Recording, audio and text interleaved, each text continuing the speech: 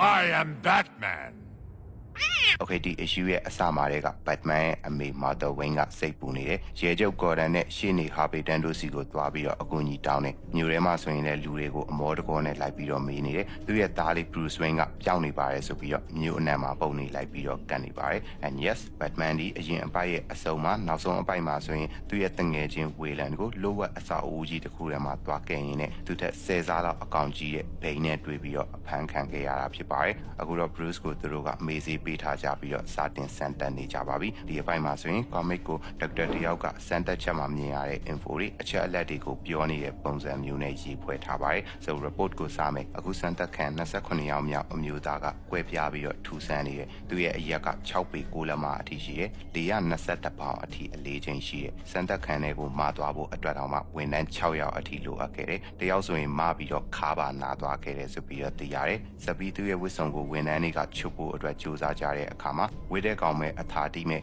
homemade booby trap လေးတွေထောင်ချောက်အသေးစားလေးတွေအများကြီးထွက်လာတယ်ဝန်ထမ်းအများစုကလည်းထိခိုက်ဒဏ်ရာရခဲ့ကြပါတယ်နောက်ဆုံးဝစ်စုံကိုချုပ်ပြီးသွားတော့လဲစမ်းသက်ခံရဲ့ခန္ဓာကိုယ်နေရာအနက်မှာဆိုရင်မြုပ်ထားတဲ့ဖွက်ထားတဲ့အရာတွေတန်တူတန်စားတွေအများကြီးရှိနေတော့မယ်အဲ့ဒါတွေအားလုံးကိုလည်းခွဲစိတ်မှုတွေအများကြီးလုပ်ပြီးတော့ခွဲထုတ်လိုက်ရတယ်စုစုပေါင်းသိမ်းဆည်းရမိတဲ့အရာတွေကဘတ်စုံ3ဘုံအလုံးလေးတွေအများကြီးပါတယ်မျက်ရည်ယိုအတွက်အလုံးပေါက်ကွဲစေမယ့်အလုံးအစစ်ထွက်မယ့်အလုံးလူကိုစိတ်ငြိမ်စေမယ့်အလုံးလူကိုအမြင်မားစေမယ့်အလုံးတော့ဖြတ်တဲ့ကရိယာအစုံဓာအစုံတချွန်အစုံဂျပန်နေပြတဲ့ရှူရီကန်တွေတော့မှပါသေးတယ်နောက်ဆုံး club size လင်းတို့ပုံစံပစိန်အကြီးကြီးတို့ပါဝင်နေဆိုပြီးတော့ report မှာထည့်သွင်းရင်းနဲ့ report ကိုအဆုံးသတ်လိုက်ပါတယ်တစ်ဖက်မှာလည်းမေးစေးအရှိန်ကြောင့်2ရက်လောက်မေးနေခဲ့တဲ့ Batman ကမျက်လုံးပွင့်လာခဲ့ပါပြီ then နောက်တစ်မျက်နှာမှာဆိုရင်ဖင်ပြောင်းတဲ့ Batman ကစိတ်အေးလက်အေးပဲဂုံယုံထားလာပြီးတော့သူ့ရဲ့တဖုံအပေါ်ကိုနိုင်လိုက်တဲ့တန်စားတစ်ခုကိုထုတ်ယူပြီးတော့တကားကိုဖွင့်ပြီးတော့ထွက်ပြေးသွားခဲ့ပါတယ်ဖင်ပြောင်းကအစာအုပ်အမောင်ကြီးထဲမှာပြေးထွက်သွားနေလို့စောင့်ကြည့်နေတဲ့ဆရာဝန်ကလည်း report ကိုပြန်ဖွင့်ပြီးတော့လေ့လာနေပါတယ်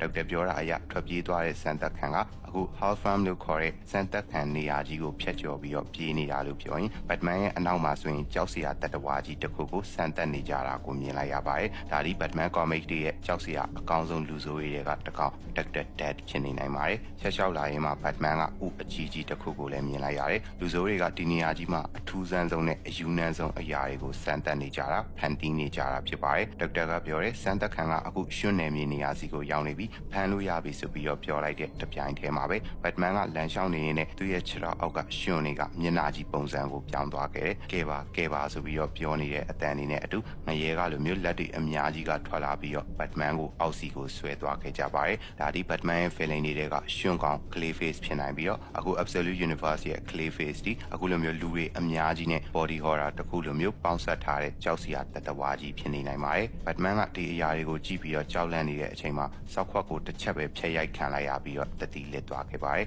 It's Bane အခုလူဆိုးတွေရဲ့စမ်းသပ်မှုကိုအဆုံးထိလက်ခံပြီးတော့အောင်မြင်ထားတဲ့ Prime လို့ခေါ်တဲ့အကောင်အကြီးကြီးနဲ့ Bane ဖြစ်နေပါတယ်ဒီကောင်ကတတိမေ့သွားတဲ့ Batman ကိုကြည့်ရင်လည်းစိတ်ပြတ်သွားတယ် Oh please မင်းဆက်ပြီးတော့ကြိုးစားနေစမ်းပါဆိုပြီးတော့ပြောလိုက်ပါတယ်ဒီကောင်ကြီးကအခုလိုမျိုးမလျှော့တော့ဆွဲတဲ့ကောင်မျိုး Batman လိုမျိုးမကြိုးပြတ်နိုင်ပါဘူးဆိုတဲ့စိတ်သက်ရှိတဲ့ကောင်မျိုးကိုမှရိုက်ချိုးခြင်းတာဆိုတဲ့လူမိတ်စာကြီးဖြစ်ပါတယ် Batman ဒီတတိမေ့နေတဲ့အချိန်မှာသူအဓိကဒီကိုရောက်လာခဲ့တဲ့ရည်ရွယ်ချက်သူလာခဲ့တဲ့သူ့ရဲ့တငယ်ချင်း Killer Croc အကြောင်းကကောင်းတဲ့ကိုဝင်လာခဲ့ပါတယ် Bruce ဒီသူ့ရဲ့တငယ်ချင်းကလက်ဝဲထိုးခြင်းနဲ့ဆိုပြီးတော့ပြောတဲ့အခါမှာ Rocky ရုပ်ရှင်တွေက Star လုံးလိုမျိုး train ပေးနေရတယ်ကိုမြင်ရတယ်အားတဲ့အချိန်မှာဆိုရင်လည်း The Fighter ရုပ်ရှင်တွေကလိုမျိုးပြိုင်ဘက်ကို TV ပေါ်မှာမိတ်ဆွေတွေနဲ့ကြည့်ကြပြီးတော့ဟာကွက်တွေအားနေချက်တွေကိုရှင်းပြတင်ပေးနေတာကိုမြင်လိုက်ရပါတယ်လူတိုင်းဒီ Wayland ကိုပြိုင်ဘက်ကိုမနိုင်ဘူးဆိုပြီးတော့ပြောနေကြပေမဲ့ Bruce ကတော့ပြောမထွက်ဘူးသူ့ရဲ့တငယ်ချင်း Santa ကို Suicide Mission ဖြစ်နေရဆိုရင်တော့မှအဆုံးထိလိုက်ပြီးတော့ကုညီပံ့ပိုးပေးခြင်းတဲ့လူမျိုးဖြစ်တာ Bruce နဲ့ Wayland တို့ကြားက